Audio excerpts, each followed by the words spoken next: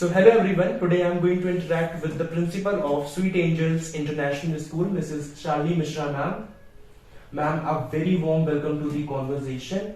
And if I talk about your journey, it has been really inspiring for one and all because you have started your career as headmistress at Army Public School. There you have done some research on education also, especially with the Australian educationist Robert Marzano ji, yeah. And currently you have established your school, and that too ICSE affiliated school in Sanigawa. So your journey has been truly inspiring for everyone. So I can't wait to begin this session with you. So let's start it. Sure. So please tell me something about your school and how it is unique from other schools present in this area. I am also very keen to know that from where these terms Sweet Angels came from. So your first question, what you asked was when the school established and what's the journey about. So I would like to tell you one thing, that Pandit Shiv Kumar Mishra, he was my grandfather and he was freedom fighter. Actually, he was not my real grandfather, he was younger brother of my grandfather. So what happened when he was writing something, so in his book, he was author also, he wrote Kala Pani Ki Kahani and all. So one day after his death, we were just going through the documents, and in one document I saw कि मिष्टी is my daughter's name, मिष्टी की परवरिश बहुत अच्छी हो रही है और this is what written on the book. Yeah, the it document, was written in that document which was not published. Yeah.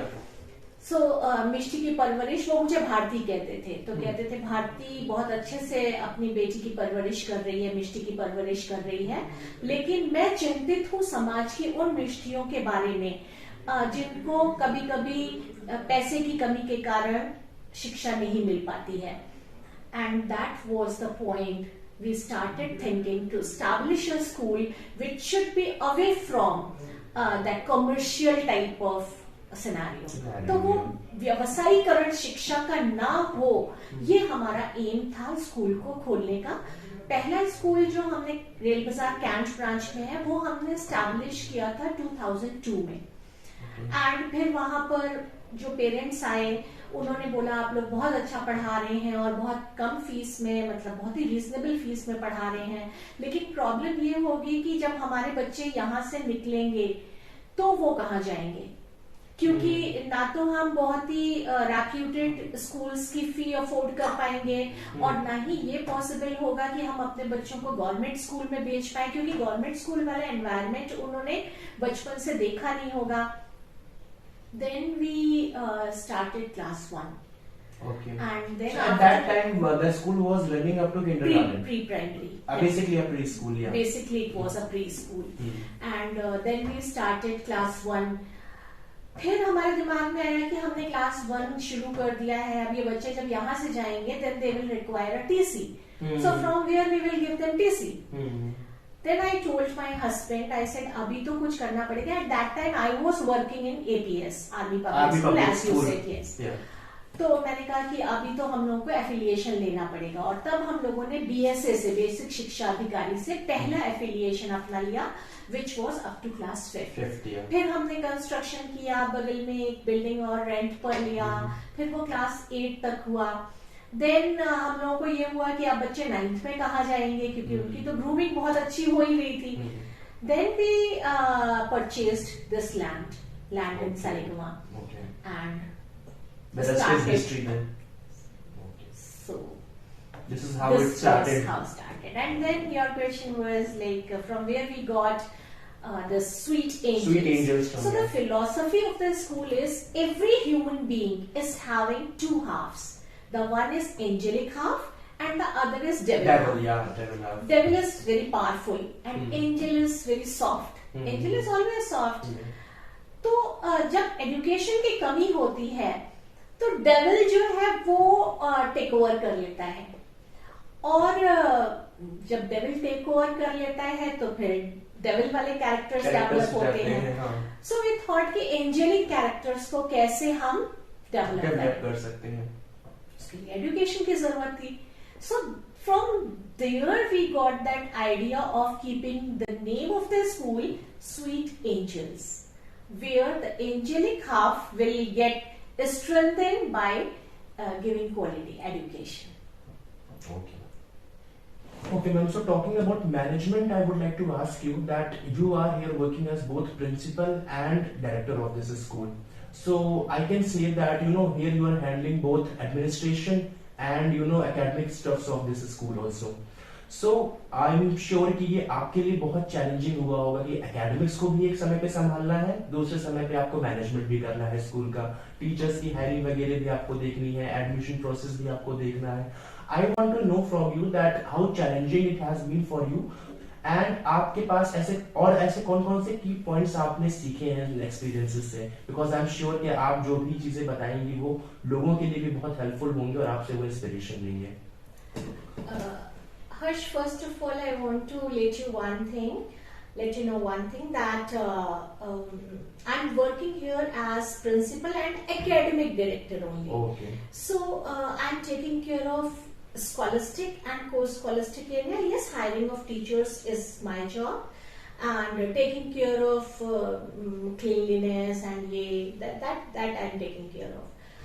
But rest all the things, I'm fortunate that my husband is also in the same profession. Okay. So he is taking care of rest all the things, administration, overall administration he is taking care of. So is he also working along with you here? Yeah, we are working together. Okay. And it's a teamwork. Okay. So, this is, you can say, a husband-wife team. So he is taking care of rest all the things, finances, then constructions. I'll share one incident with you कि कभी-कभी हमारे बीच में थोड़े से disputes हो जाते हैं क्योंकि वो फाइनेंसेस देखते हैं और मैं बाकी का काम. हस्बैंड वाइफ के बीच में तो वैसे भी होते ही रहते हैं. हस्बैंड वाइफ की बात वाली तो अलग ही हो गई, स्कूल को ही लेके ज्यादा होते हैं.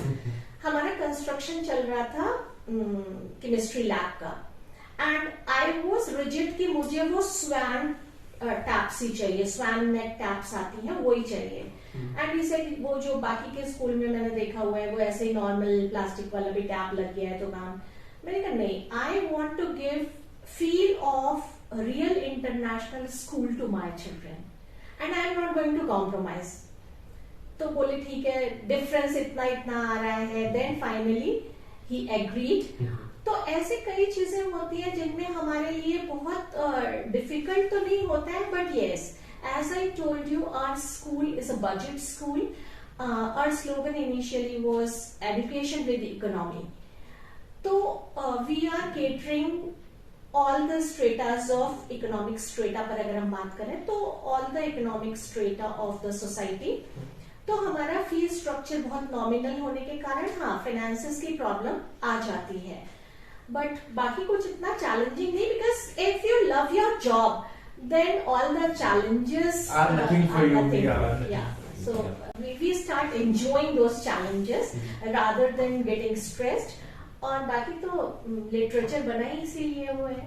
मोटिवेशन का तो ये है कि मोटिवेटेड रहने के लिए थोड़ा सा लिटरेचर पढ़ो, थोड़ा सा गाने वाने सुनते रहो, मोटिवेट होते रहो और काम करते चलो, क्योंकि हमारा काम देखा जाए तो बहुत एनर्जी वाला काम है and we get energy from children.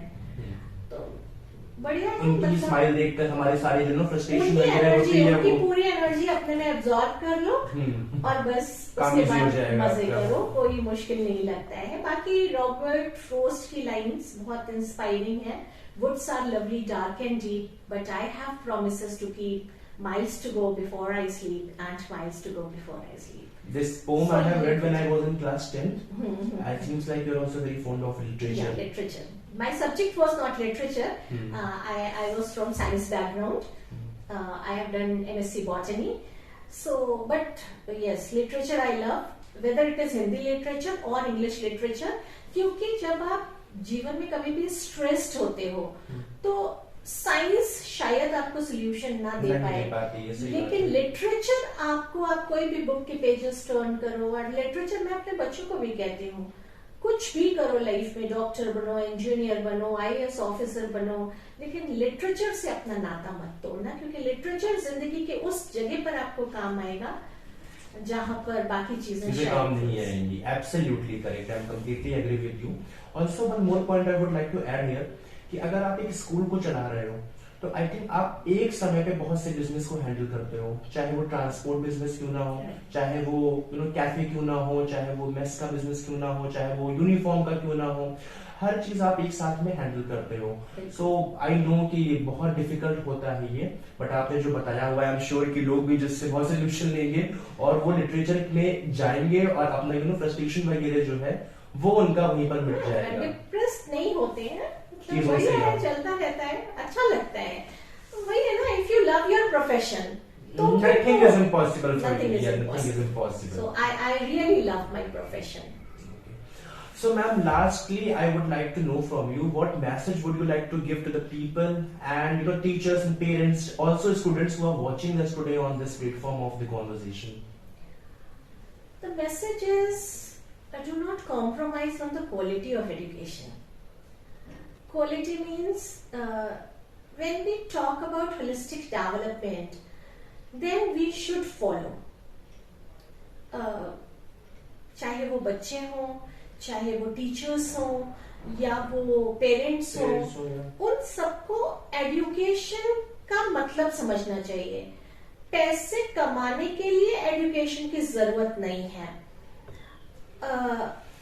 पैसे कमाने के बहुत सारे मतलब जो एजुकेशन जिनकी बहुत अच्छी नहीं भी हुई है वो भी पैसे कमा सकते हैं, लेकिन एजुकेशन चाहिए कि लाइफ को कितना स्मूथली आप जीते हो, कितने खुश होकर के आप जीते हो.